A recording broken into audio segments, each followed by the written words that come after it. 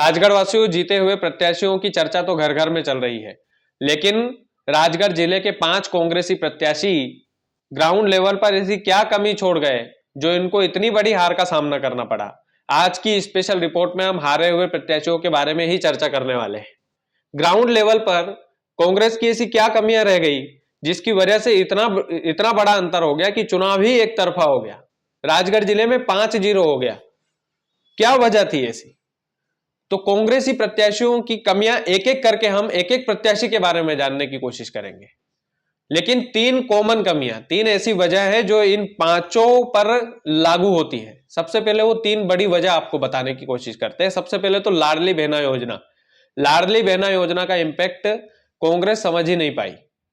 जो कमलनाथ जी ने, उनके नेता ने जो 1500 रुपए की जो गारंटी थी, वो गारंटी शायद लाडली बहनाओं को समझाने में कांग्रेस के कार्यकर्ताओं ने शायद कुछ कमी रखी।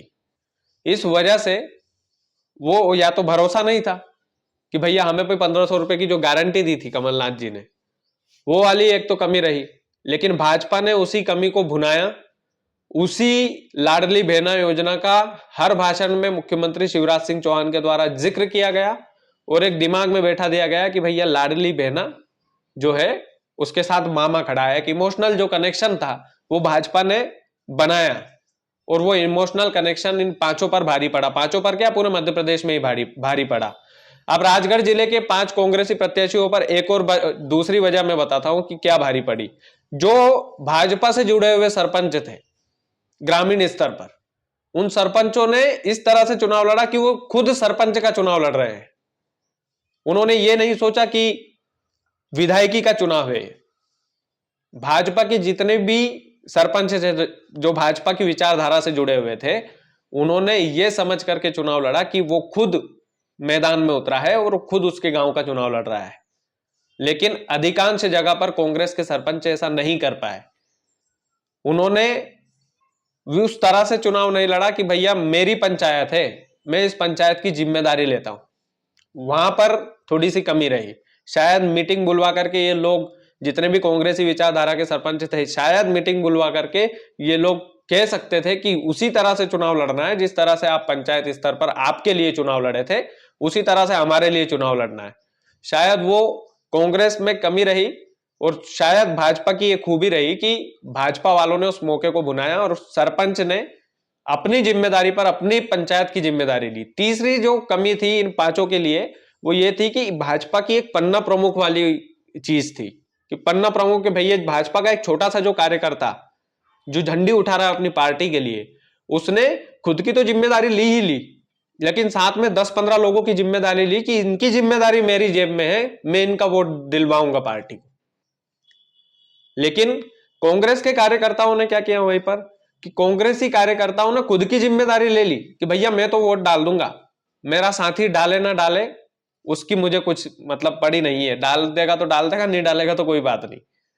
तो ये 3 बड़ी वजह तो इन पांचों पर लागू हो गई। यहां पर थोड़ी सी कांग्रेस कमजोर।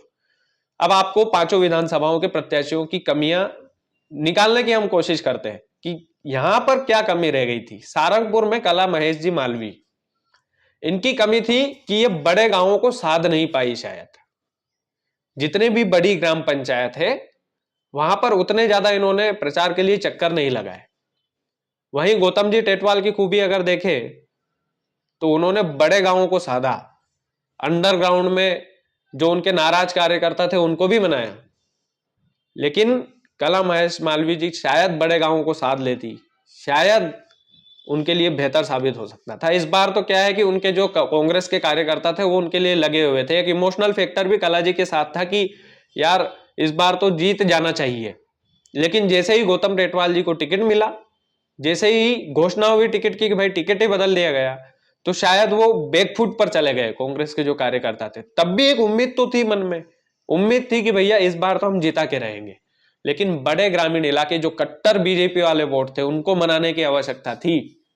शायद उनकी टीम बेहतर होती तो परिणाम कुछ और होता, लेकिन वो टीम बेहतर करने की आवश्यकता थी कला महेश जी मालवी को। दूसरा हम चर्चा करने वाले हैं राजगढ़ के बापू सिंह तंवर। अब वो तो अपने घर में से ही आ रहे हैं, उनके घर वालों ने ही उनको वोट नहीं दिया, तो यहां पर लाडली बहना का इंपैक्ट तो था ही था। लेकिन उनको मनाना चाहिए था, लोगों को मनाने की कोशिश करना चाहिए थी। शायद बापू सिंह तंवर को उनका ओवर कॉन्फिडेंस, जिसको हम बोलते हैं कि अपनों पर अति आत्मविश्वास, अपनों पर अति आत्मविश्वास ही बापू सिंह तंवर की नैया ले डूबा। और अमर सिंह जी यादव ने जो खेल खेला है कि तंवर वार्ड से भी वोट खींच कर लाए हैं, उसमें तो उनकी तारीफ बनना चाहिए भाई। गजब का उन्होंने अपनों के साथ में मिलकर के चुनाव प्रचार किया, चाहे वो मोना सुस्तानी जी हो, चाहे वो प्रताप जी मंडलोई हो, उनके साथ उन्होंने जो रणनीति बनाई है वो रणनीति तारीफ काबिल थी। और बापू सिंह तंवर के चांस हमेशा से इस चुनाव में जीतने के ज्यादा थे, लेकिन उन्होंने अपनों पर भरोसा किया, उन्होंने अपने कार्यकर्ताओं पर भरोसा किया। खैर करते ही हर नेता, लेकिन ओवर कॉन्फिडेंस कि भैया अब तो हमें कोई नहीं हरा सकता, वो वाला ओवर कॉन्फिडेंस बापू सिंह तंवर में इस चुनाव में जीता। हो सकता है कि उनको भी इससे सीख मिले कि चुनाव है भाई, किसी पे कोई भरोसा नहीं करना, अपने बलबूते पर काम करना। तो ये मुझे पर्सनली राजगढ़ विधानसभा के कांग्रेस के जो प्रत्याशी है बापू सिंह जी तंवर, उनमें मुझे थोड़ा सा लगा कि थोड़ा सा ओवरलैप शायद हो गए थे। और फिर वो भाषण में भी इमोशनल ब्लैकमेल, तो वो फिर चीजें क्या है कि गड़बड़ाती चली गई, और इतनी गड़बड़ा गई कि भैया विधायकी से ही हाथ धो बैठे। तीसरे ब्यावरा की बात करेंगे, पुरुषोत्तम जी दांगी। पुरुषोत्तम जी दांगी का सब कुछ ठीक था, उनमें कोई कमी नहीं थी, लेकिन फिर भी चुनाव हार गए। चुनाव हारने की वजह क्या? चुनाव हारने की वजह कि उनके पास प्रोफेशनल टीम नहीं थी। शायद प्रोफेशनल टीम होती जो उनको गाइडेंस देती, शायद प्रोफेशनल टीम होती। और फिर पवार साहब का इमोशनल कार्ड भी चला कि भैया 2 चुनाव आदमी आ रहा है, और उन्होंने खूब इमोशनल कार्ड खेला है, और उनके कार्यकर्ताओं ने खूब मेहनत भी की है। जहां जहां पर कमियां थी, जिस जिस गांव में कमियां थी, पवार साहब खुद चल कर गए हैं, अपनी कमियों को एक्सेप्ट किया है उन्होंने कि भैया जो मेरे अंदर आपको कमी लगती है वो मैं एक्सेप्ट करता हूं, और इस बार वो कमियां नहीं होगी। तो उन्होंने एक्सेप्ट करते हुए चुनाव को जीता। वहीं पुरुषोत्तम जी दांगी जो है वो प्रोफेशनलिज्म, मतलब एक मान सकते हैं कि भाई जो प्रोफेशनल जो काम होता है, प्रोफेशनल जो चीज होती है, शायद उनके पास वो प्रोफेशनल टीम नहीं थी, शायद उनके कार्यकर्ता उनकी कमियां बताने में ही असफल रहे। तो वो वाली कमी मुझे ब्यावरा विधानसभा में लगी है, और एक बड़ा मार्जिन उन्होंने दिया है जीत का। तो ये मान लो कि ये बहुत कांग्रेस के लिए चिंतनीय बात है, ब्यावरा तहसील। तो पुरुषोत्तम जी दांगी जो है वो इस वजह से चुनाव हारे क्योंकि उनकी टीम में कुछ शायद मुझे कमियां लगी, और शायद ग्राउंड लेवल पर वो और मेहनत कर सकते थे। और भी प्रत्याशी हर कोई कमी नहीं छोड़ता है, लेकिन बताने वाला तारीफ ही तारीफ करे, बताने वाला कमी। और पुरुषोत्तम जी की एक खासियत देखी है मैंने, उनकी एक खासियत यह है कि वो कमियां जानने में ज्यादा इंटरेस्टेड है कि मुझ में क्या कमी है भाई, बताओ मुझ में क्या कमी है, मुझे बताओ तो सही, मैं उसको सुधारूंगा, मैं उस पर काम करूंगा। और इस चुनाव में उनको यही सीख ही मिली होगी इसमें कि भैया मेरी कमियां मैं सुधारूंगा, सबसे बड़ी चीज ये है। चौथा, हम विधानसभा की अगर बात करें तो नरसिंहगढ़ विधानसभा में मोहन दादा एक तरफा जीते। गिरीश जी भंडारी की क्या कमियां रही होगी? यहां तो भैया माहौल ही अलग था शुरू में। तो गिरीश जी एक बड़े भोले इंसान है, मतलब मैंने एक इंटरव्यू में टाइट होकर उनसे बात कर ली थी, लेकिन उसके बाद मुझे उसका पछतावा आज भी है कि भाई मुझे पर्सनली इस तरह से किसी प्रत्याशी से बात नहीं करनी चाहिए थी। लेकिन फिर भी गिरीश जी की कुछ कमियां ये रही कि उनके आसपास के जो लोग थे, जो उनके आसपास ही चुनाव प्रचार में घूम रहे थे, शायद वही उनकी ताकत थी और वही उनकी कमी बनकर निकली।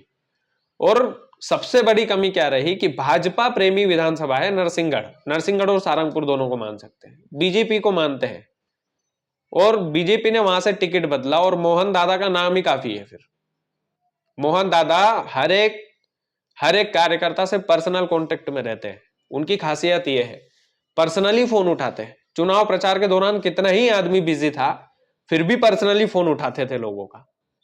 शायद गिरीश जी चुनाव के आपाधापी में शायद वो कमी छोड़ गए कि डायरेक्ट कांटेक्ट वाली चीज, और जो अंदर ही अंदर पंचायत स्तर पर जो रणनीति उनको बनाना चाहिए थी, वो रणनीति शायद वो बनाने में असफल रहे, इसलिए उनको इतनी बड़ी हार का सामना करना पड़ा। और आदमी इतनी बार हारा है ना कि अंदर से शायद भगवान करे कि उनको कैसे हिम्मत, कितनी चौड़ी छाती वाला आदमी होगा वो कि इतनी हार के बाद भी हमेशा चेहरे पर स्माइल उनके रहती है।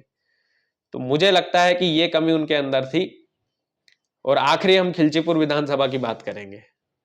खिलचीपुर विधानसभा में मैंने बोला हमेशा से टाइट मुकाबला था, लेकिन एक समाज विशेष जब एकत्रित हो जाती है तो फिर, और मैंने अपने एग्जिट पोल में भी बताया था कि हजारीलाल जी जीतेंगे तो क्यों जीतेंगे, जीत की वजह भी मैंने बताई थी, लोगों ने वो नहीं देखी। जीत की वजह कि सोंधिया समाज का एक बहुत बड़ा फैक्टर रहता है खिलचीपुर विधानसभा में कि 25 से 30% वोट अगर उधर चले गए तो हजारीलाल जी की जीत तय है, और वही हुआ। दरबार के इलाके में जाकर हजारीलाल जी दांगी ने सेंध लगाई है, और इस कदर की सेंध है वो कि वो शायद, मतलब और कोई नेता होता हजारीलाल जी के अलावा तो वो शायद, मुझे नहीं लगता कि इतना बड़ा इंपैक्ट माचलपुर इलाके में कोई छोड़ सकता था। तो इतना बड़ा इंपैक्ट उन्होंने छोड़ा है। और दूसरा क्या था कि शायद टीम वर्क इन्होंने ज्यादा ही, जो थे कि ज्यादा ही जो मतलब डायरेक्ट कांटेक्ट वाली जो चीजें थी वो तो चुनाव प्रचार के दौरान हर प्रत्याशी से जो है खत्म ही हो जाती है, क्योंकि बहुत सारी चीजें, बहुत सारी रैलियां, बहुत सारे कार्यक्रम जो है वो शेड्यूल रहते हैं। लेकिन फिर भी एक सुधार हो सकता है खिलचीपुर में। सुधार ये कि जो प्रोफेशनल जो काम है वो ग्रामीण इलाकों में हटाना पड़ेगा, ग्राउंड पर खुद उतरना पड़ेगा। मैं ऐसा नहीं बोल रहा हूं कि वो ग्राउंड पर टच में नहीं रहते हैं प्रियव्रत सिंह जी, लेकिन फिर भी एक रहता है ना कि ग्राउंड पर जो हजारीलाल जी दांगी का जो सीधा संवाद होता है जनता से, किसी का भी छोटा से छोटा आदमी भी डायरेक्ट उनसे संपर्क कर सकता है। लेकिन यहां शायद ज्यादा प्रोफेशनल लोग थे, शायद कुछ ऐसी कमियां लगी मुझे कि डायरेक्ट कांटेक्ट, डायरेक्ट मिलने में आदमी को, आम आदमी जो एकदम नॉर्मल इंसान होता है, नॉर्मल आदमी जो होता है, वो थोड़ा सा कष्ट का सामना जो है खिलचीपुर में करता था। तो ये पांचों विधानसभा की मैंने, इन पांचों प्रत्याशियों के बारे में जो भी चीजें मैंने गिनवाई है, शायद जनता के मन में भी वही हो। तो जीते हुए मैंने बोला ना कि ये जो पूरा रिपोर्ट कार्ड था ये हारे हुए प्रत्याशियों के ऊपर ही था। इसमें जीते हुए प्रत्याशियों की तारीफ तो ठीक है, वो तो जीत के आए हैं चुनाव, जनता का आशीर्वाद उन्हें मिला है, तो वो चीज तो अलग ही हो गई। लेकिन ये क्यों हारे, इसकी वजह हमने जानने की कोशिश की। 3 कॉमन फैक्टर हमने बताया, उसके बाद पांचों प्रत्याशियों के बारे में अलग अलग बात की। उम्मीद है आपको वीडियो पसंद आया होगा। हमने सारंगपुर की भी बात की, हमने राजगढ़ की भी बात की, हमने नरसिंहगढ़ की भी बात की, हमने ब्यावरा की भी बात की, और हमने खिलचीपुर की भी बात की इस वीडियो में। तो वीडियो को ज़्यादा से ज़्यादा शेयर कीजिएगा। चैनल यदि आपने सब्सक्राइब नहीं किया है तो प्लीज़ कर लीजिएगा।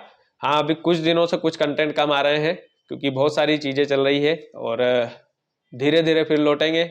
सभी के इंटरव्यू भी लेंगे, जो जीते हुए प्रत्याशी लेने की कोशिश करेंगे, और उन सभी अपनी विधानसभा के लिए आगे की प्लानिंग वो क्या कर रहे हैं, आगे उनकी रणनीति क्या है, हमारे राजगढ़ जिले को क्या बड़ी सौगात देने वाले, तमाम सारे सवाल होंगे, और कटघरे में होंगे आपके नए नए विधायक।